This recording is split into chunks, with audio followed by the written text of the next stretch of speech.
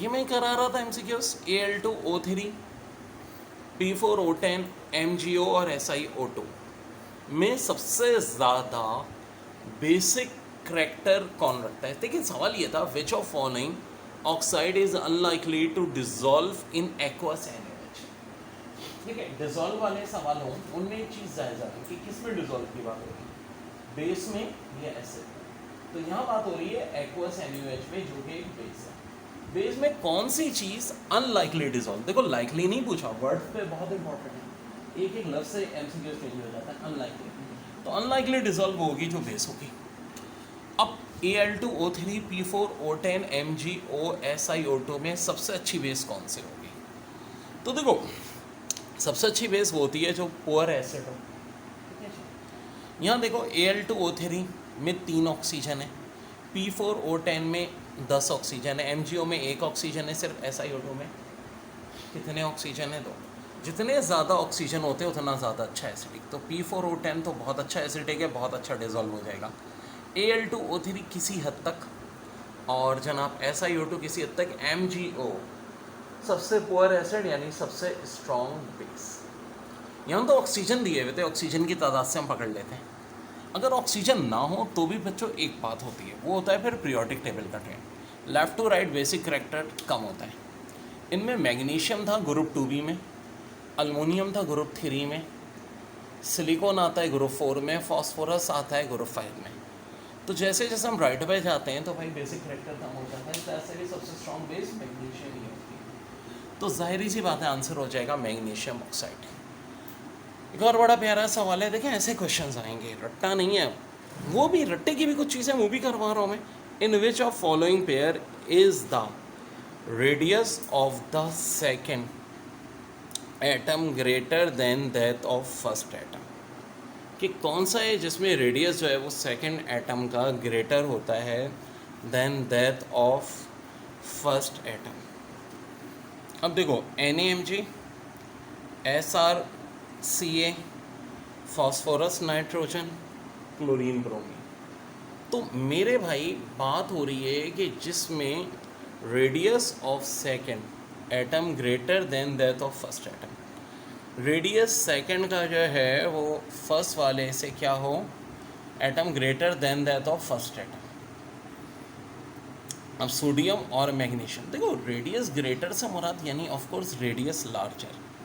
Sodium और magnesium दोनों एक ही ग्रुप में आते हैं पीरियड में। कौन से पीरियड में आते हैं? सेकेंड पीरियड में। अब जब हम सेम पीरियड में जाते हैं तो left to right atomic size बढ़ता है या कम होता है? कम होता है। तो ये तो हमारा आंसर नहीं हो सकता, क्योंकि इन्होंने पूछा है क्या, in which of following pair is the radius of second atom is greater या larger than that of first. तो ये नहीं हो सकता। स्ट्रॉन्शियम और कैल्शियम की क्या रिश्तेदारी है? देखें ग्रुप 2a में होता है beryllium, magnesium, calcium, strontium. Calcium और स्ट्रॉन्शियम में स्ट्रॉन्शियम का साइज बड़ा है क्योंकि top to bottom atomic size increase होता है। तो यहाँ भी मेरे भाई स्ट्रॉन्शियम का साइज़ बड़ा है, ये भी मेरा आंसर नहीं हो सकता। फॉस्फोरस और नाइट्रोजन भी सेम ग्रुप में आते हैं और नाइट्रोजन ऊपर होता है, फॉस्फोरस नीचे होता है, फॉस्फोरस का साइज़ बड़ा है। क्लोरीन और ब्रोमीन, जी हाँ ये हमारा आंसर है, क्योंकि fluorine chlorine than bromine. Of course bromine का एटॉमिक साइज़ बड़ा होता है क्लोरीन से। This is my correct answer. तो देखो बच्चों बहुत इम्पॉर्टेंट तरीके से ये MCQ। अब देखिए जो बात हम करने जा रहे हैं बच्चों बड़ी इम्पॉर्टेंट है कि इलेक्ट्रॉन एफिनिटी। इलेक्ट्रॉन एफिनिटी तो मैंने बहुत अच्छी तरह समझाई थी, ये क्या होती है। देखो अगर क्लोरीन में हम इलेक्ट्रॉन एडअप करें, वैसे ऑलमोस्ट ये सारे जो टॉपिक हैं एटॉमिक स्ट्रक्चर के चैप्टर में भी ऑलमोस्ट मैं बता चुका होता हूँ, तो अच्छा है बार बार रिवीजन हो जाता है कॉन्सेप्ट का। किसी न्यूट्रल एटम में इलेक्ट्रॉन का एडिशन करके उसको नेगेटिव आयन में तब्दील करना इलेक्ट्रॉन एफिनिटी कहलाती है। अब देखो मेरे पीरियोडिक टेबल में 2 बड़ी अहम पोजीशनें होती हैं। एक को मैं कोड वर्ड नाम देता हूँ लेफ्ट बॉटम, दूसरी को राइट टॉप। लेफ्ट बॉटम पे मेरे पास क्या मौजूद है? Cg है कि नहीं? राइट टॉप पे मेरे पास क्या मौजूद है? हीलियम। अगर हम बात करते हैं तो एटॉमिक साइज सबसे बड़ा सीजियम का होता है और सबसे छोटा हीलियम का। लेकिन जब आयनाइजेशन पोटेंशियल की बात करते हैं तो सबसे ज़्यादा हीलियम की होगी, सबसे कम होगी सीजियम की। अब देखिए इलेक्ट्रॉन एफिनिटी और इलेक्ट्रॉन नेगेटिविटी सबसे कम तो सीजियम ही की होती है, लेकिन हीलियम की ज़्यादा नहीं हो सकती, क्योंकि हीलियम की इलेक्ट्रॉन एफिनिटी और इलेक्ट्रॉन नेगेटिविटी पॉसिबल ही नहीं है। हीलियम नोबेल गैस है, इलेक्ट्रॉन कहाँ से एडअप होगा। अच्छा, इलेक्ट्रोनेगेटिविटी की जहाँ तक बात हो तो वो मैं बता चुका हूँ, फ्लोरीन की सबसे ज़्यादा होती है।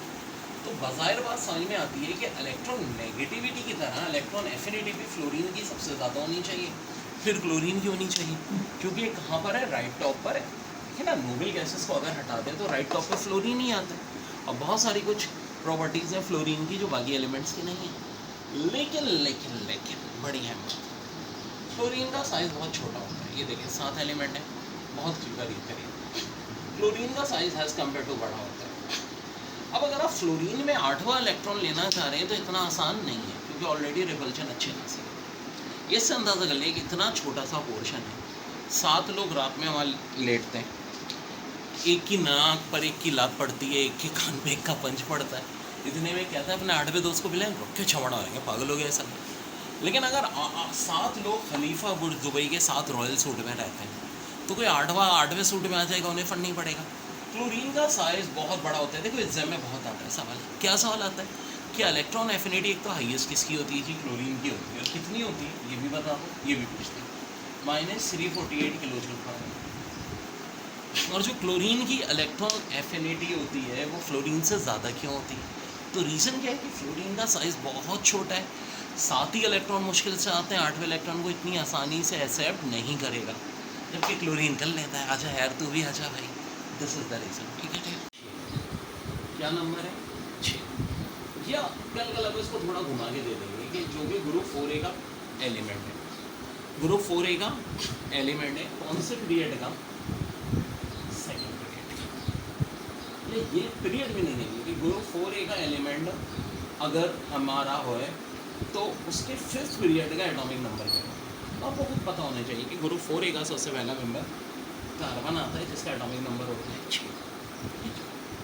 अब मैंने क्या बताया, 1A और 2A होंगे तो 2 दफ़ा 8 का इजाफा होगा, 3A और 4A होंगे, बाकी 3 से ऑनवर्ड बस एक बार 8 का इजाफा, फिर 18 का। अब ये जाहिर सी बात है 4A में सेकेंड पीरियड है, तो जो थर्ड पीरियड वाला होगा वो कितना हो जाएगा, 6 प्लस कर 14, फोर्थ पीरियड वाला 32, फिफ्थ पीरियड वाला 50, और मेरे भाई बिल्कुल हैवी हैं, यहाँ देखिए 49 और 10 का नंबर है 50। और कैसे सवाल आते हैं, उन्होंने सवाल दिया था कि जो SP है ये किस ग्रुप में आता है, किस ग्रुप में आता है। तो देखिए ग्रुप तो आपको बहुत अच्छी तरह याद होनी चाहिए, मैं इसकी प्रैक्टिस बार बार कराता हूँ। Nitrogen, phosphorus, arsenic, antimony, bismuth. तो of course this is antimony and this is in group 5A, this is in group 5A। अब मेरे भाई ये खास तौर पे हमारा बड़ा इंपॉर्टेंट ग्रुप है। अब देखो फ्लोरीन का साइज आप एक समझो टेबल टेनिस की बॉल जैसा, क्लोरीन का साइज एक क्रिकेट की बॉल जैसा, ब्रोमीन का साइज बास्केटबॉल जैसा, तो आयोडीन पूरी एक फुटबॉल बड़ी हो जाएगी। साइज इन एलिमेंट का बढ़ता रहता है। तो इसमें सवाल ये बहुत आता है कि इनमें से कौन सा स्ट्रक्चर है जो प्रैक्टिकली पॉसिबल है, IF7, Fi7। तो याद रखो यार कि ये जो एलिमेंट्स होते हैं नीचे के साइज बहुत बड़े होते हैं एज कम्पेयर टू दैट। तो एक आयोडीन के साथ तो 7 फ्लोरीन आ सकते हैं, एक फ्लोरीन के साथ 7 आयोडीन नहीं आ सकते, दिस इज इम्पॉसिबल। तो अब देखेंगे हमारे पास छांट के क्वेश्चन बन रहे हैं। आपको वो कोई भी एलिमेंट दे देंगे, आपसे उसका ग्रुप पूछ सकते हैं, एटॉमिक नंबर पूछ सकते हैं। एक एग्जाम में सवाल आ गया था जी कार्बन, सिलिकॉन, जर्मेनियम और टिन, इन चारों में सबसे बड़ा एटॉमिक साइज किसका है। तो there top to bottom atomic size होता है इंक्रीज, और एटॉमिक साइज के 3 बड़े दुश्मन, ionization potential, electron affinity, electronegativity और ionization potential. Top to bottom ये होती है डिग्रीज। तो ऑब्वियसली बात है सबसे बड़ा साइज़ किसका हो जाएगा, टिन का, सबसे छोटा साइज़ किसका हो जाएगा, कार्बन का। लेकिन अगर इसी पे सवाल आ जाए, यही 4 एलिमेंट हो और पूछें electron affinity, electronegativity, ionization potential सबसे ज़्यादा किसकी है, तो ऑफकोर्स भाई वो सबसे ज़्यादा किसकी होगी, कार्बन की। फिर सिलिकॉन, जर्मेनियम, टिन जैसे जैसे टॉप टू बॉटम जाएंगे क्या होती जाएगी, कम होती जाएगी। बहुत इंपॉर्टेंट बात है। तो देखो पोस्ट जितने कॉन्सेप्ट हैं इनका पोस्टमार्टम करते हुए चले। आपको ये तो लाजिम पता होना चाहिए कि हर एलिमेंट का पहला पीरियड का देखिए, पीरियड 2 में 3 से स्टार्ट 10 पे खत्म। पीरियड 4 हमारा पोटेशियम से स्टार्ट होता है, सोडियम 11 से आर्गोन 18, फिर पोटेशियम 19 से लेके क्रिप्टॉन 36, फिर रुबिडियम 37 से जेनॉन 54। अगर आपको नंबर कोई दे करके पूछते हैं ग्रुप, तो उसके लिए ये आपको तो नोबेल गैसेस के नंबर या अल्कली और मेटल के नंबर पता है। रेडॉन 86 है तो कैसे बात, कोई मसला नहीं है। रेडॉन 86 से अगर आपने ये भी याद कर लिया तो भाई 86 के बाद क्या आना है, 87 आना है। देखो 18 के बाद क्या आना है, 19 आना है। हमेशा याद रखो जो नोबेल गैसेस होती हैं इनके बाद बारी किसकी आती है नंबर में, वो अल्कली मेटल्स की आती है। अब कल आपको एग्जाम में जो मैंने अभी बताया था वो पूछ लेते हैं कि जी 50 जो है उसका पीरियड बताएं, नंबर बताएं। तो पीरियड तो बहुत आसान है। पीरियड के लिए आपको ये याद होना चाहिए यार कि 1 से 2 फर्स्ट पीरियड, 3 से 10 सेकंड पीरियड, 11 से 18 थर्ड पीरियड, 2 बार 8 का इजाफा, फिर 19 से 36 फोर्थ पीरियड, फिर 37 से 54 फिफ्थ पीरियड। लेकिन अब ग्रुप के लिए एक तो तरकीब मैंने वो बताई है 18 माइनस करने की, एक और तरकीब। अब आपको ऑब्वियसली बात है ये बात ज़रूर ध्यान में रखिए कि जो नोबेल गैसेस के नंबर हैं ये क्या है।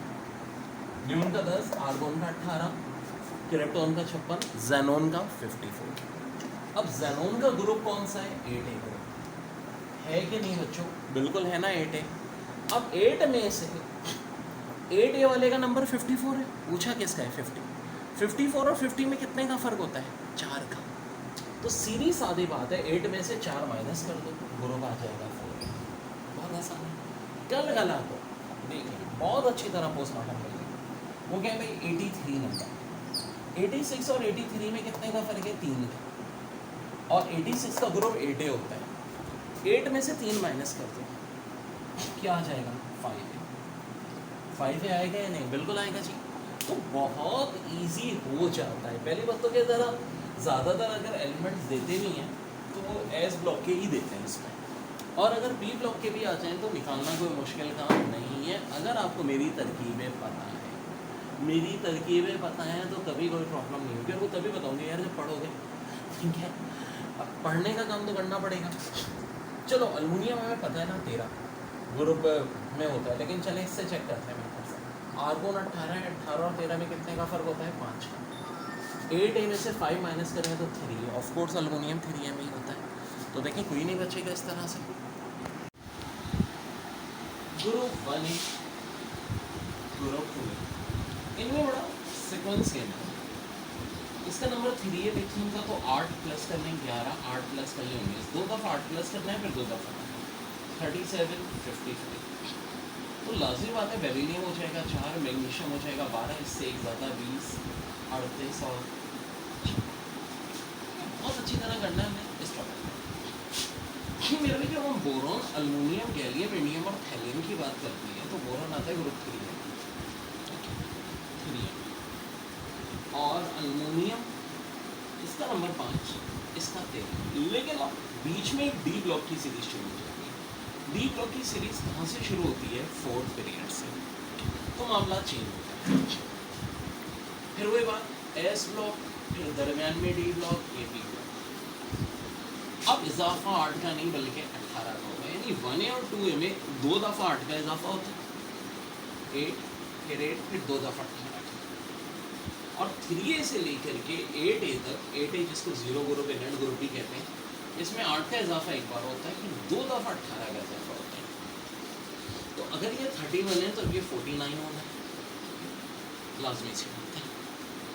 और अगला इजाफा होना है 32 का, क्यों भाई ये फिर हो जाना है 81। देखो लेट 82 है, हम सभी को पता है। बिस्मथ 83, और बिस्मथ के बाद जो एलिमेंट्स आ जाते हैं वो सारे रेडियो एक्टिव एलिमेंट आ जाते हैं। अब कुछ लोग बोलेंगे सर कुछ और भी तो रेडियो एक्टिव एलिमेंट होते हैं, हमने तो देखा है मैंने 3 भी रेडियो एक्टिव है, बिल्कुल चाहिए। मेरी बात गौर से सुन, 83 से जब एटॉमिक नंबर ज़्यादा हो जाएगा यानी 84 ऑनवर्ड तो लाजमी रेडियो एक्टिव होंगे, लाजमी। उससे पहले कब रेडियो एक्टिव हो सकते हैं? अगर न्यूट्रॉन और प्रोटॉन का रेशियो 1.5 से कम। जैसे कि 1s3 में 2 न्यूट्रॉन है, 1 प्रोटॉन है, तो न्यूट्रॉन प्रोटॉन का रेशियो 2 आ रहा है, जो ऑफकोर्स 1.5 से ज़्यादा होता है, तो इसलिए इजाफा हो जाता है ऐसे। अब देखा ना, ये फिर 85, ये 86, इस तरह ये चल रहा होता है। नंबर्स की याद रखने की बात, तो देखो आपको ये 1 का नंबर ज़रूर पता होना चाहिए। जैसे कि लिथियम 3 है तो नियोन 10 है, सोडियम 11, आर्गोन 18, पोटेशियम 19 है, तो अब क्रिप्टॉन 36 है क्योंकि अब 18 का इजाफा हो रहा है। रुबीडियम 37, क्योंकि इस पर सवाल ज़रूर आता है क्या कि जो सबसे पहला एलिमेंट है 5th पीरियड का, उसका एटॉमिक नंबर क्या, और वो है कौन सा? 6th का सबसे आखिरी एलिमेंट क्या, उसका एटॉमिक नंबर। अब 54 में 32 प्लस करेंगे 86। अब देखिए जितनी भी कंफ्यूजन है दूर करें इस चीज़ की। अब टेंशन ना लें, हर टॉपिक में रिपीट कराता रहता हूँ 5 से 7 के टाइमिंग में। बहुत सारे बच्चों ने मुझे बहुत सारे अच्छे क्वेश्चन भेजें। अब एक बात ध्यान में रखें, ये वाला जो मेरा नंबर है 0318 वाला, जिससे मैं आपको वीडियोस भेज रहा होता हूँ, मेरा स्केड्यूल ये है कि कोचिंग में होता हूँ मैं इस टाइम पे 11 से 5 तक, जो केमिस्ट्री मैथ फिजिक्स की क्लास होती है। 5 से 7 क्यूरीज के लिए भी अब इस वाले नंबर पे ही भेजें भाई, जिससे मैं अभी वीडियो सेंड कर रहा हूँ। कुछ लोग दूसरे नंबर से भेजते हैं। प्रॉब्लम क्या है, 0334 वाला जो नंबर है मेरा, वो घर पे होता है सुबह इंग्लिश या जनरल मैथ्स की वीडियोस के लिए। और जो सदाबहार नंबर है घर जगह मौजूद है 0321, ये मोबाइल पे होता है। तो मतलब मोबाइल पे कॉल करें तो भाई ये वाला नंबर होता है मेरा। अब छोटी मोटी बातें हैं भाई, बड़ी हैं, मैं मगर वो कि ये हमारा, मैंने कहा 84, 85, 86 पूरे हमने ना बात यहाँ तक चली। एक सवाल आया था,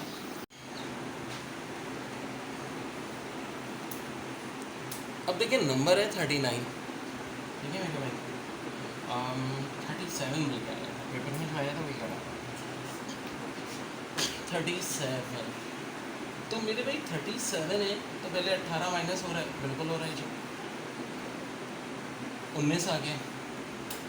अब अगर हम 19 में से भी 18 माइनस हो रहा है 1 आ गया। अब देखो 1 आ रहा है तो फिर अंडरस्टूड सी बात है कि ये ग्रुप हमारा 1A ही होना है, यहाँ फिर कोई प्रॉब्लम नहीं आती, ठीक है। अगर 1 बच रहा है तो फिर अंडरस्टूड है 1A ही होगा। और वैसे ये एलिमेंट था कौन सा? हाँ जी बताएं मुझे, तो अब तक याद हो जाना चाहिए।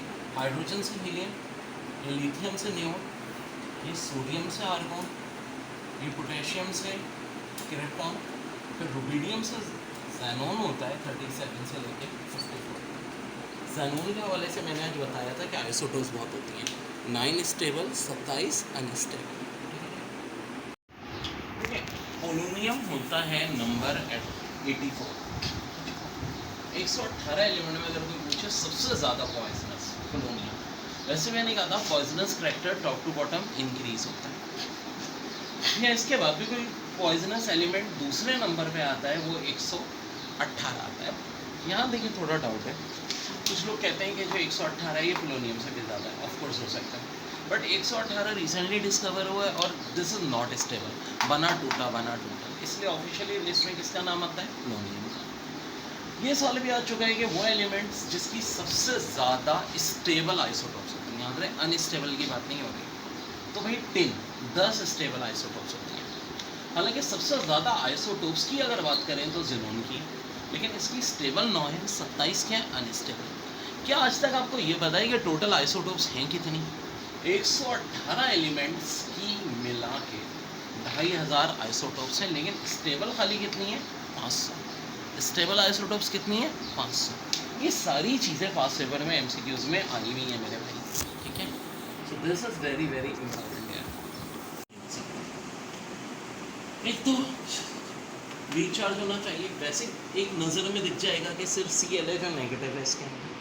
मज़ीद जब हमने फर्दर चेक किया तो देखो ये तो बिल्कुल नहीं हो सकता था, क्योंकि सिर्फ 2 शेल है इसमें, 2 शेल हैं तो साइज़ बहुत ही छोटा है, बहुत स्ट्रॉन्ग होल्ड है न्यूक्लियस का इलेक्ट्रॉन पे, वो नहीं हो सकता। इन 3 की जब हमने बात की तो ज़ाहिर है आइसो इलेक्ट्रॉन है, साइज़ 3 ऑलमोस्ट मिलता ही जुलता है, 3 शेल। देखो एटॉमिक साइज़ किस पे डिपेंड करता है? सबसे पहले तो नंबर ऑफ शेल्स पे करता है, जो कि इक्वल है, तो ये वाली फार्मूला तो फेल होगी। दूसरा किस पे करता है? नंबर ऑफ प्रोटॉन पे करता है। प्रोटॉन की बात देखो तो कैल्शियम में 20 प्रोटॉन है, आर्गोन में 18, क्लोरीन में 17। जितने प्रोटॉन कम होंगे उतना एटॉमिक साइज ज़्यादा होगा, जितना एटॉमिक साइज ज़्यादा होगा इलेक्ट्रॉन लूज करने की सलाहियत उतनी ज़्यादा होगी, उतना स्ट्रॉन्ग रेडिएशन।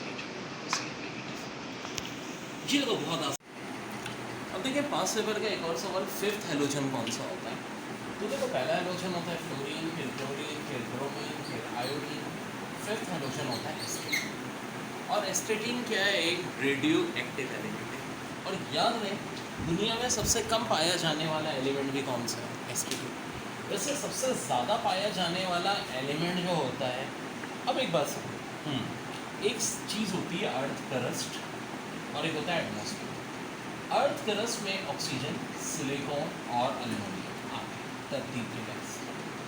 और अगर अर्थ के एटमॉस्फेयर की बात करें तो सबसे ज़्यादा नाइट्रोजन, फिर ऑक्सीजन। फिर समझे एटमॉस्फेयर जो ऊपर की तरफ है, सबसे ज़्यादा नाइट्रोजन, फिर और क्रस्ट ये ज़मीन पूरी हमारी, ऑक्सीजन, सिलिकॉन, एल्युमिनियम। तो देखो सिलिकॉन सेमी मेटल है और एल्युमिनियम जो है मेटल है। मेटल में सबसे ज़्यादा अगर आप बोलो तो अर्थ क्रस्ट पे क्या पाया जाता है? एल्युमिनियम। ठीक है जी, मोस्ट इंपॉर्टेंट बात ये भी नोट करें। अब ये पूछा था कि ई का एल्युमिनियम किसको कहते हैं? तो देखो जो नाम दिए गए थे मेंडलीव ने, बोरॉन और अमोनियम, तो इसके बाद उसने कहा था ई का बोरॉन। ई का बोरॉन आज के दौर में गैलियम। फिर उसने कहा था ई का एल्युमिनियम। ई का एल्युमिनियम आज के दौर में इंडियम। अब कह रहे हैं जिसका नंबर 33 है इसका ग्रुप कौन सा?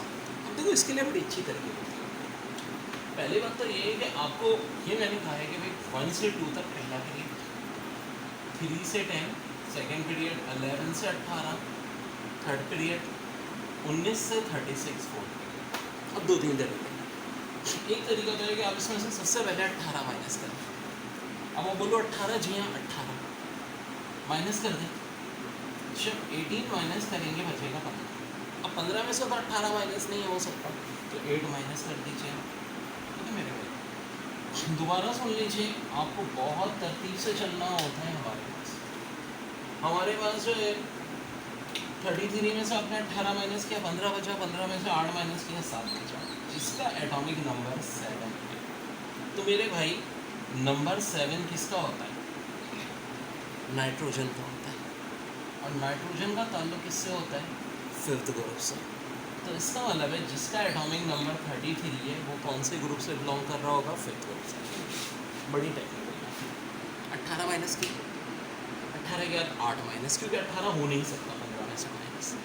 8 के बाद 7 आ गया। ये गलती मत है कि भाई आप समझेंगे भाई ये ग्रुप 7 है, नहीं, हमें अच्छी तरह पता है पहले तो हाइड्रोजन और हीलियम आते हैं, फिर उसके बाद बोरॉन, कार्बन, इस तरह हमारे पास सारे चल रहे होते हैं। नाइट्रोजन है, ऑक्सीजन है, फ्लोरीन है, ठीक है, इस तरह हमारे पास ये चल रहे होते हैं। Boron, lithium, beryllium, boron, carbon. अब देखिए ये हमारे पास आ जाएगा 3rd नंबर, ये 4th number, 5th number, 6th number, 7th number. Number 7 याद रखें किस ग्रुप में होता है? 5th ग्रुप में, क्योंकि ये हमारा जो 3rd वाला है, 3rd एलिमेंट है, ग्रुप है दिस इज 2। और प्रैक्टिस करते हैं ऐसे, ये नोट करें। उन्हीं बच्चों पोस्टमार्टम कर रहे हैं हम पीरियोडिक टेबल का, कि कहीं से कोई हमारी एमसीक्यूज में आ रहा है। इस जंग का सवाल था लिथियम, बेरिलियम, बोरॉन और कार्बन में सबसे ज़्यादा आयनाइजेशन पोटेंशियल किसकी? आयनाइजेशन पोटेंशियल होती है minimum amount of energy required to remove electron from outermost shell of an atom in its gaseous state. तो मेरे भाई सबसे ज़्यादा ये left to right of curves क्या होती है? Increase, top to bottom decrease, left to right increase. तो लिथियम से ज़्यादा बेरिलियम की, बेरिलियम से ज़्यादा बोरॉन की, बोरॉन से ज़्यादा कार्बन। एक बात के ज़ाहिर आयनाइजेशन पोटेंशियल एटॉमिक साइज के इनवर्सली प्रोपोर्शनल होती है। Left to right atomic size चूँकि डिक्रीज होता है तो आईपी हमेशा इंक्रीज होती है। आयनाइजेशन पोटेंशियल ऑफ कोर्स सबसे ज़्यादा होती है नोबेल गैसेस। 1961 तक तो ये समझा जाता था कि नोबेल गैसेस से इलेक्ट्रॉन निकल ही नहीं सकता। सबसे निकल सकता है लेकिन नोबेल गैस कितनी? मरसू इलेक्ट्रॉन ना ढेसू। तो भाई ये नोबेल गैसेस की कहानी है कि इलेक्ट्रॉन देने को वो तैयार ही नहीं थे। अब क्या है कि आज भी जब निकलता है इलेक्ट्रॉन बड़ी मुश्किल से निकलता है। अब इससे अंदाजा करिए कि जब सोडियम से इलेक्ट्रॉन निकालना चाहते हैं तो बड़े आसानी से निकलाता है। आयनाइजेशन पोटेंशियल चाहिए होती है 495 किलो जूल पर। लेकिन हम जब ये Na प्लस बन गया तो जिस्म तो सोडियम का है, लेकिन इसके अंदर आत्मा किसकी? न्यून की, जो कि नोबेल गैस है। अब इलेक्ट्रॉन निकालना बहुत मुश्किल है, क्योंकि हर एलिमेंट चाहता है कि इसकी इलेक्ट्रॉनिक कॉन्फ़िगरेशन नोबेल गैस जैसी हो, जो नोबेल गैस जैसी हो तो निकालना बहुत मुश्किल है। अब ये जो इलेक्ट्रॉन निकलता है बहुत हाई आईपी चाहिए होती है, 495 से एकदम 4500 किलो जूल पर, वेरी वेरी 9 टाइम बढ़ जाएगा। तो यही वजह है कि सोडियम प्लस से यानी जो सेकेंड आईपी है वो ग्रुप 1 की हमेशा हाईएस्ट होती है। अब आपको सिर्फ जो याद रखने वाली चीज़ है कि फर्स्ट ए की सेकेंड आईपी हाईएस्ट होती है, 2 ए की हाईएस्ट कौन सी होती है? बड़ी आसान ट्रिक है, 1 ऐड अप करने। कोई पूछे फिफ्थ ए की हाईएस्ट कौन सी होती है, मैं बोल दूँगा 6th। इसमें बोलेगा 7 ए की हाईएस्ट कौन सी होती है, मैं कह दूँगा 8th। अब देखो अगर उल्टा है कि सेकेंड आईपी किस ग्रुप की हाईएस्ट होगी तो 1 माइनस कर लो, 1 है। थर्ड आईपी किस ग्रुप की हाईएस्ट होगी, 2 ए। फोर्थ आईपी किसकी हाईएस्ट होगी, 3 ए। फिफ्थ किसकी होगी, 4 ए। सेवेंथ आईपी 6 ए की। और देखो 8 ए जो ग्रुप होता है इसको चूंकि हम 0 भी कहते हैं, इसलिए इसकी फर्स्ट आईपी सबसे ठीक है। पीरियोडिक टेबल का पोस्टमार्टम, पीरियोडिक टेबल में लिक्विड्स कितने होते हैं? अब यार इसमें बहुत मिसअंडरस्टैंडिंग है, सर बीट लेता हूँ मैं, बहुत सारे बुक्स में भी रॉन्ग आंसर। देखो एक्यूरेटली अगर रूम टेम्परेचर पे देखो तो सिर्फ 2, एक ब्रोमीन लिक्विड है, दूसरा मरकरी। मरकरी जो है ये मेटल लिक्विड है और ये नॉन मेटल लिक्विड। अच्छा, कभी आप देखोगे तो उन्होंने रुबिडियम, सीजियम और फ्रेंसियम को भी दिया हुआ होता है, ऐसा नहीं। ये ज़रूर है कि बहुत ज़्यादा हाई नहीं है इनका मेल्टिंग पॉइंट भी, लेकिन रूम टेम्परेचर पे लिक्विड नहीं होते। कौन कौन? रुबिडियम, सीजियम और francium. Same thing about gallium. बाकी सिर्फ इतनी बात सुन लें कि चूँकि मेटल्स हैं और बाकी मेटल्स की निस्बत इनका मेल्टिंग पॉइंट कम है। किन चार का? रुबिडियम, सीजियम, फ्रेंसियम और गैलियम। और अगर आप पूछें कि रेडियो एक्टिव एलिमेंट में सबसे कम मेल्टिंग पॉइंट किसका है, ये बढ़िया है MCQ से, तो कौन सा है? फ्रेंसियम। क्या MCQ से रेडियो एक्टिव एलिमेंट में सबसे कम मेल्टिंग पॉइंट किसका है? फ्रेंसियम। गैसें कौन कौन सी हैं? नोबेल गैसें तो 6 की 6 हैं। नोबेल के अलावा फ्लोरीन, क्लोरीन, ऑक्सीजन, नाइट्रोजन, कुछ ये ऐसे ना शेप बनी हुई है इस तरह का। 10 तो ये हो गई। और 11वीं कौन सी है? हाइड्रोजन, जिसकी पीरियोडिक टेबल में बेचारे की जगह नहीं है, कभी इधर कभी उधर, हट हट हट हट, सब इसको धक्का देके भगा देते। तो कोई इसे अपने साथ नहीं खिलाता, कौन है? हाइड्रोजन। और हाइड्रोजन के अलावा कोई और है जिसकी पीरियोडिक टेबल में जगह पक्की नहीं है? जी हाँ, हीलियम। ये तो 8 ग्रुप है ना, तो हीलियम कहाँ से आ गया? लिख देते हैं हम। वैसे हीलियम के हवाले से भी एक डाउट है, क्योंकि एलिमेंट तो इलेक्ट्रॉन तो आउटर मोस्ट शेल में 2 ही है और 2 का मेटल्स होते हैं। तो हाइड्रोजन के अलावा कौन सा एलिमेंट जिसकी पक्की जगह नहीं है? वो है हीलियम। ये सब MCQ खास पेपर की हैं, एक एक कर लो यार। और जो स्लो पॉइजन है, जो पता ही नहीं चलता आपके जिस्म में दाखिल हो जाती है, वो होती है carbon monoxide, silent killer. Exam में MCQ आई है, साइलेंट किलर किसको कहते हैं? Carbon monoxide. मैंने कहा था बताता रहूँगा। देखो एक सवाल बड़ा प्यारा है कि वो एलिमेंट जिसका ग्रुप 4A है और है 5th पीरियड, उसका एटॉमिक नंबर क्या होगा? अब देखो हमें अच्छी तरह पता है कि 4A में कार्बन आता है जिसका एटॉमिक नंबर 6 है। अब देखो 2 दफ़ा 8 प्लस करो, 14 और 22, क्या ना सीधी सादी बात है। 2 दफ़ा क्या प्लस करेंगे आपने? 8 प्लस करना है। एक बार 8 प्लस किया 14, फिर एक 8 प्लस किया 22। लेकिन ऐसा नहीं होता, क्योंकि ये 2 दफ़ा 8 की कहानी हमारी S ब्लॉक की हो जाती है। अब ये कौन सा ब्लॉक चल रहा है? P block. तो 8 बस एक दफ़ा प्लस करेंगे, अगली दफ़ा 8 नहीं बल्कि 18 प्लस करेंगे। अब देखो कार्बन का होता है 2nd पीरियड, ये तो हमें पता है। 3rd पीरियड, 4th पीरियड, जो अगला एलिमेंट है वो 5th पीरियड का हो जाएगा। प्लस क्या करना है हमने? 18। जैसे 18 प्लस किया, आंसर क्या हो गया? 50। बड़े मज़े के हैं ये सवाल। और ग्रुप 4A था। अब फ़र्ज़ करो ग्रुप 1A होता और कहा जाता 6th। तो देखो 1A में जो लिथियम है हमारा, उसका नंबर 3 है। 1A या 2A के लिए क्या ट्रिक होगी कि 2 दफ़ा 8 फिर 2 दफ़ा 18, और 3A से 8A आ जाए, यानी P ब्लॉक आ जाए 3A से 8A। तो ट्रिक क्या होगी? एक दफ़ा 8 फिर 2 दफ़ा 18 प्लस करके देख लो। तो मेरे भाई 3 में हम 2 दफ़ा 8 11 और ये हो गया 19। ये सेकंड पीरियड था, ये थर्ड, ये फोर्थ।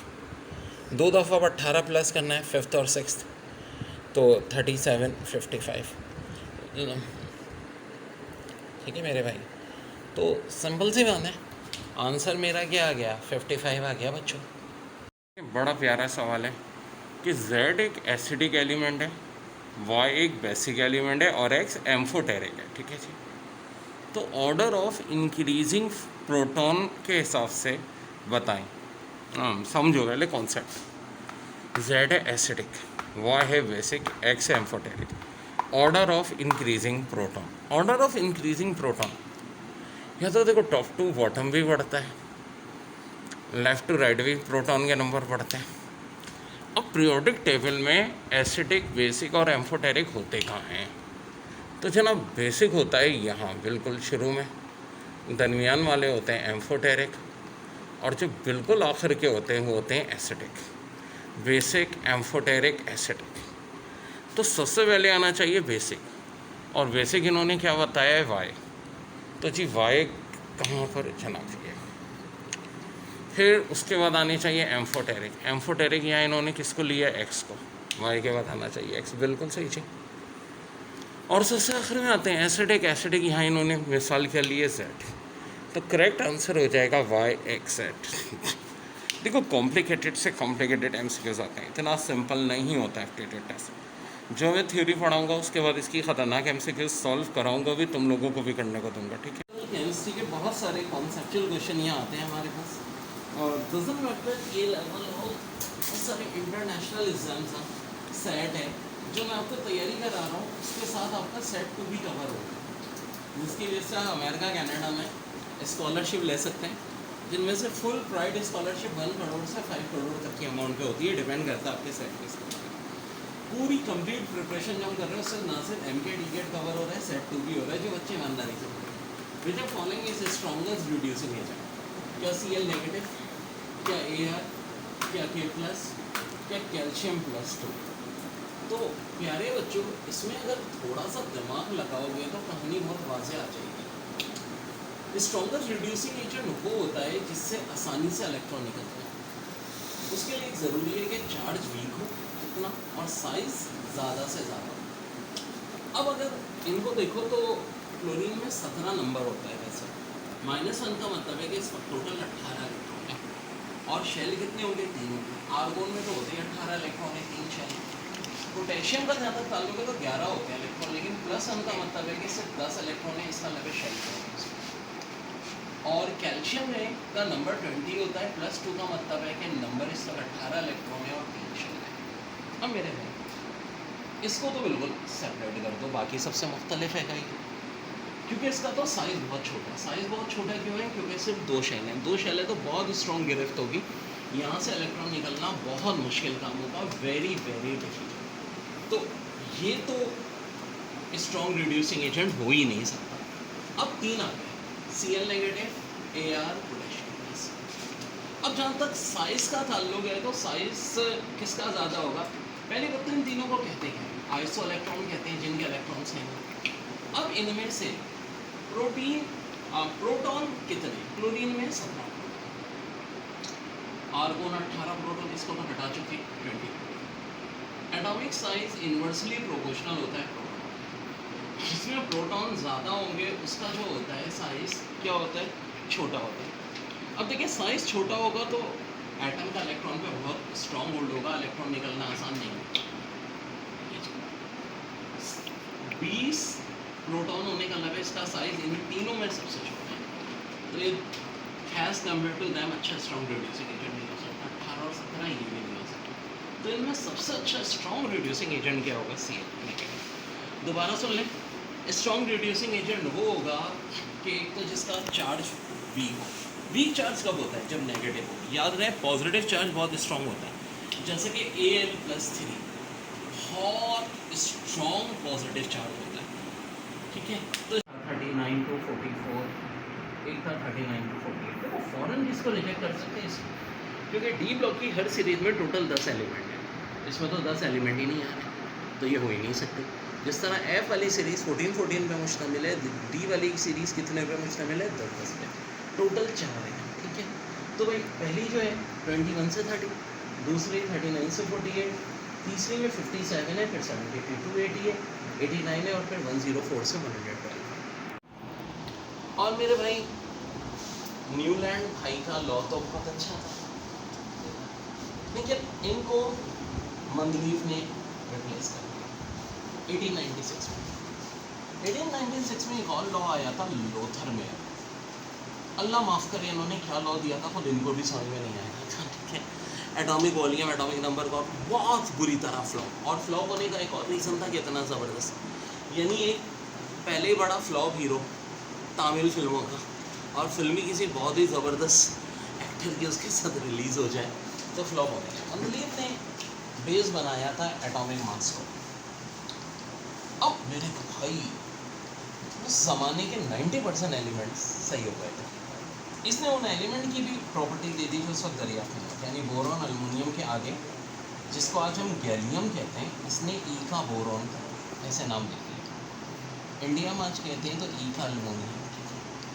बहुत सारे एलिमेंट उसकी ज़िंदगी में भी दरियाफ्त हो गए, उसने जगह भी नहीं थी, तो ऑलमोस्ट उसने अरेंज कर दिया था। ड्रॉबैक क्या था, सबसे बड़ा ड्रॉबैक आया था आर्गोन की। देखिए असल जो सबसे कॉमन आइसोटोप है वो 36 है उस ज़माने में, लेकिन 40 वाली दरियाफ्त हुई थी, और पोटेशियम की ज़ाहिर है मास 39 होता है, तो आर्गोन जो है वो ज़ाहिर है इसके तहत पोटेशियम के बाद आ रहा था, आर्गोन को पहले आना चाहिए था। अब यानी कि सबसे बड़ा जो मसला आया था, एक लैंथेनाइट एक्टेनाइट सीरीज लोग कहते हैं कि उसके पीरियोडिक टेबल में नहीं थी, तो भाई इनके एलिमेंट तो दरियाफ्ते नहीं हुए थे। दूसरा है आइसोटोप्स के फिनोमेना को नहीं बता पाया था, तो भाई आइसोटोप्स भी कब दरियाफ्त हुई थी, 1912 में। ऐसी चीज़ें दरियाफ्त करने वाले एक ही साइंटिस्ट होते थे, जी.जे. थॉमसन। तो मंदलीफ का तो कहीं कसूर ही नहीं था। देखिए जब मैं 9th क्लास में था तो मैंने अपनी मैडम से पूछा था कि मंदलीफ की इतनी तारीफ़ क्यों होती है, जबकि मॉडर्न पीरियोडिक टेबल तो मोस्ले का है, 1913 में आया था। तो मेरी मैडम ने तो उसका सही तसल्लीबख्श जवाब उस वक्त नहीं दिया था। फिर मैंने सब डट के रिसर्च की, तो अंदाज़ा ये हुआ भाई पूरी बिरयानी की देख तैयार तो कर ही ली थी मंदलीफ ने, ढक्कन बस किसने उठाया था, मोस्ले ने। जब जे थॉमसन ने आइसोटोप्स का फिनोमेना दरियाफ्त कर लिया तो अंडरस्टूड था भाई कि एटॉमिक मास बेस नहीं हो सकता था, फिर बेस किस में होना था, एटॉमिक नंबर में होना था, ठीक है। और वही हुआ, बाद में हमने बेस किसको बना लिया, एटॉमिक नंबर को। बट हमने बड़ी ख़तरनाक MCQs है इसमें, बहुत सारी और ट्रिक्स अभी हमने करनी है। दिस इज जस्ट स्टार्ट, ठीक है। लॉ ऑफ ऑक्टेव, जैसे कहने का 1864 में आया। ऑक्टेव का मतलब है, इसने कहा ना 8वें एलिमेंट की प्रॉपर्टी एक दूसरे से मिलती है। जैसे कहते हैं काउंट करो, लिथियम पहला, बेरिलियम दूसरा, boron 3, carbon 4, nitrogen 5, oxygen 6, fluorine 7, और 8वें नंबर पे कौन आता है आपका, सोडियम। तो क्या लिथियम की वही प्रॉपर्टी होती है जो सोडियम की होती है, बिल्कुल जी, मौजूदा दौर में भी एक ही ग्रुप है। फिर बेरिलियम से 8वें नंबर पे मैग्नीशियम है, बोरॉन से 8वें नंबर पे एल्युमिनियम है, और इनकी प्रॉपर्टी वही होती है जो कि, अब इशू क्या था, प्रॉब्लम एक तो देखो यहाँ नोबल गैसेस होती हैं, यहाँ नियॉन होती है, ठीक है। ये नोबल गैसेस को बताने में नाकाम रहा था, ट्रांजिशन मेटल्स को बताने में नाकाम रहा था, यही वजह है कि आगे चल के फेल हो गया। और फेल होने का सबब सबसे बड़ा पीरियोडिक टेबलों का अब्बा, फादर ऑफ पीरियोडिक टेबल, मंदलीफ था, जिसने इतना ज़बरदस्त पीरियोडिक टेबल दिया कि आगे जा कर के, वैसे न्यूलैंड टेबल भी बुरा नहीं था, बहुत अच्छा था अपने वक्त के लिहाज से। तो भाई पीरियोडिक टेबल की अगर हिस्ट्री देखें तो भाई सबसे पहले तो क्रेडिट अल राजी भाई को है। इन्होंने 2 टाइप के ग्रुप बनाए थे, एक मेटल्स, एक नॉन मेटल्स। पीक टाइम था मुस्लिम्स का। मौजूदा दौर में सबसे पहले डोबेरिनियन था, डोबेरिनियन ट्राइड। अब देखो एंसर्स बाज़ वक्त छोटी छोटी भी आ जाती है, मैंने कहा ना कोई मिस नहीं कर रहा मैं। 1829 में आया था, क्या था, लॉ ऑफ ट्राइड्स, जैसे कि लिथियम, सोडियम, पोटेशियम, ये इसने ट्राइड बनाया और कहा अर्थमेटिक मीन। बायो वाले से अर्थमेटिक मीन का मतलब क्या होता है कि अगर फर्स्ट, सेकेंड और थर्ड टर्म में, तो जो सेकेंड टर्म है ये अर्थमेटिक मीन होती है first term plus third term divide by 2। इसने कहा था इनके एटॉमिक मासेस अर्थमेटिक मीन में, जैसे कि तो 7 है, 23 है, 39 है, तो उसकी बात एक तरह से सही भी थी। 7 + 39 को जब 2 से डिवाइड करते हैं तो क्या आता है, 23 आता है। 23 किसका अर्थमेटिक मीन होता है बच्चों, बताइए मेरे भाई ज़ाहिर सी बात है 46, 7 और 39, तो ये बात बहुत हद तक दोस्त थी, लेकिन ड्रॉबैक क्या था कि मेजॉरिटी एलिमेंट्स में ये सही साबित नहीं हो रही। यही वजह थी कि कुछ दिन के बाद डॉबेरेनियर का लॉ फेल हो गया और उसकी जगह नया लॉ आया, इसका नाम था न्यूलैंड, और ये आया कब था 1864 में, न्यूलैंड लॉ ऑफ ऑक्टेव। लेकिन नॉमेनक्लेचर के वाले से मैंने कहा भरे हुए हैं सवाल, तब ये 112 है तो क्या कहलाएगा, अन 1 के लिए फिर अन फिर बायम, 111 है अन अन अन नियम, ईयम तो एंड में आएगा ही आएगा, 104 है अन निल कॉट्रियम, 105 में भी देखो ऊपर तो शुरू में तो वही आएगा अननिल पेंटियम, 6 है तो अननिल हेक्सियम, 7 है तो अननिल हेक्सियम, 8 है तो अननिल ऑक्टियम, अननिल नोनियम, अननिलियम, 110 है, तो ये तो कुछ ज़्यादा ही बन गया।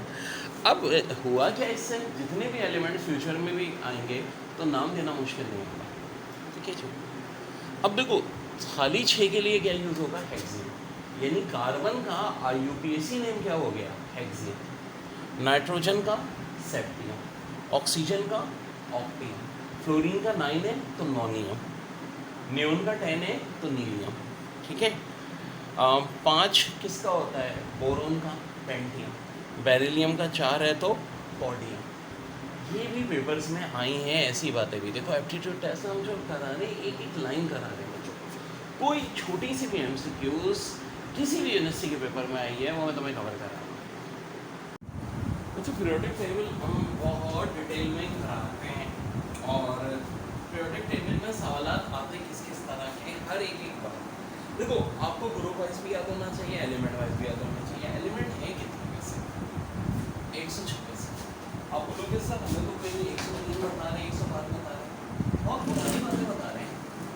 इंटर के बुक में जो केमिस्ट्री है 1950s की और अब 2020 की चल रही होती है भाई, तो हमें पूरा बहुत डेप्थ में पढ़ा। और देखो एलिमेंट्स के नाम भी होते हैं, जैसे कि 123 एलिमेंट है, आपको पता है इसका नाम क्या है, अन बाय ट्रायम, जी हाँ अन बाय ट्रायम, अन 1 के लिए, बाय 2 के लिए, ट्राई 3 के लिए, 110 है तो अन अन नीली।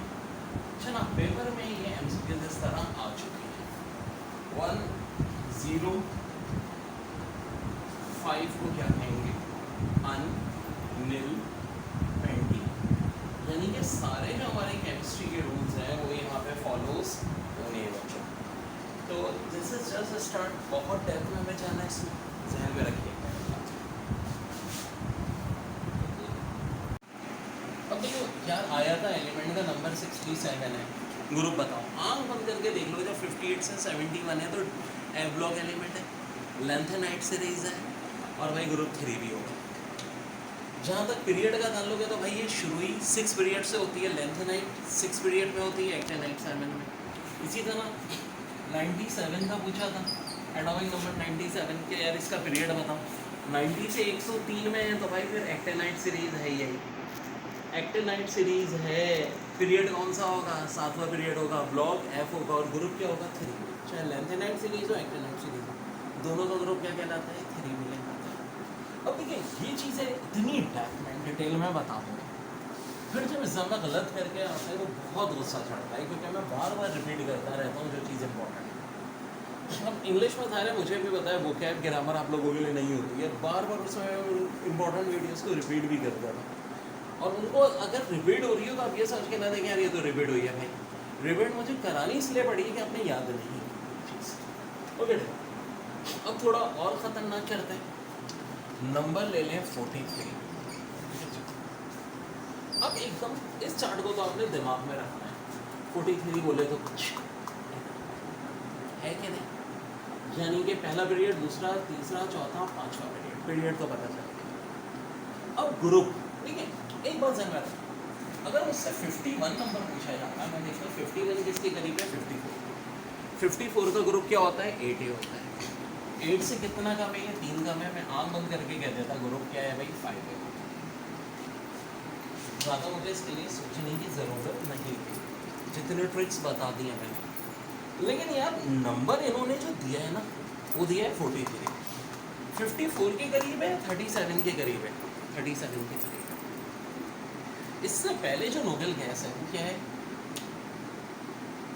36। अब देखो 37 से कौन सा पीरियड स्टार्ट होता है, 1 फिर 2 38 होता है। उसके बाद ये 39 आया, 3 भी, अच्छा बता देना, 40 यहाँ होता, 41 यहाँ होता, 42 6 भी, और ये आता 7 भी। अब बोलो सर हम ऐसे करेंगे, नहीं ऐसे नहीं करेंगे। मैं सिंपल सी बात थी, क्या 43 में से क्या माइनस कर देता, 36। 43 में से 36 माइनस करता हूँ, क्या आता है, 7 आता है। और अभी तो हमने गिन के किया है कौन सा ग्रुप है, 7 की। बस याद रखिए कि जब हम ऐसे चलते हैं तो पहले 2 ग्रुप जो होते हैं वो 1A और 2A होते हैं। आगे आएंगे तो देखो 3 आ रहा है, लेकिन कौन सा 3 आ रहा है अभी एग्जाम में, ऐसा बहुत कम पूछा जाता है। ज़्यादातर वो या तो एस ब्लॉक के पूछने के, यार 37 38 उनको भी पता है कि भाई स्टूडेंट को मुश्किल होती है, उन्हें तो नहीं पता कि हमने ऐसा इतनी आसान तरकीबें बनाई हैं, या ये आखिर के पूछते हैं। लेकिन ये भी मैंने आपको बता रहा हूँ ताकि पेपर में आए तो आप फट करके कर लीजिए, यानी आपको कोई प्रॉब्लम ना हो। अब कल को देखो वो नंबर दे देते हैं, यस दे देते हैं आपको भाई कि 25 बताओ, ठीक है 25 बताओ, नंबर 25 4 ले लें, 24 ले लें, और फ़ौरन चलो 24 ये होना चाहिए। इससे पहले वाली नोबेल गैस का नंबर क्या होता है जी, 18 होता है। 24 में से 18 माइनस कर लें तो क्या आता है, 6। लेकिन कौन सा से, 6 भी करो। अब सवाल पैदा ये होता है कि मैंने 24 को 36 से क्यों नहीं किया। देखो 24 और 36 में काफ़ी बड़ा है गैप है, ज़्यादा ये किसके करीब है, 18 के करीब है, तो ऑब्वियस सी बात है कि ये कहाँ होगा, यहाँ कहीं जाएगा। अब कल आपको वो देते हैं नंबर 32 19 के ज़्यादा करीब है, 36 के, ऑफ कोर्स 36 और 32 मैं देखूंगा कितने का फ़र्क है, 4 का। ये ग्रुप 8A होता है, 8 में से जैसे ही 4 माइनस करूँगा ग्रुप मेरे पास आ जाएगा 4A। तो डियर कॉन्सेप्ट एंड कॉन्सेप्ट ये मैं आपके तगड़े कर रहा हूँ, आप हर एग्जाम में सवाल कर लेंगे। अब नंबर 23 है, 23 किसके करीब है, 36 के या 19 के, ऑफकोर्स 19 के। तो इससे पहले नोबेल गैस कितनी होती है, 18। 23 में से मैं 18 माइनस करता हूँ, क्या आता है, 5। लेकिन कौन सा ग्रुप होगा, 5 में। एक सेकंड और देखिए, अगर अभी भी किसी को कोई प्रॉब्लम है तो शाम 5 से 7 में क्यूरीज रखी होती है, मैं और एग्जाम्पल करा दूँगा। हालांकि जितनी कराई यार उसके बाद नहीं अटकना चाहिए, ठीक है, फिर और करा देंगे, प्रैक्टिस करेंगे।